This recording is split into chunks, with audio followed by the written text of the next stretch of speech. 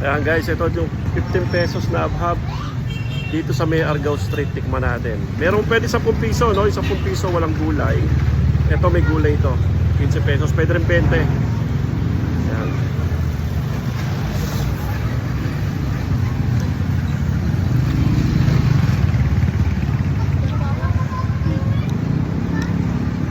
Malasa siya, no? Pati yung pinakakaldo niya. Sarap. Tapos tadyan mo pa ng suka. Mamimili ka, may sukang manghang, may sukang ice lang.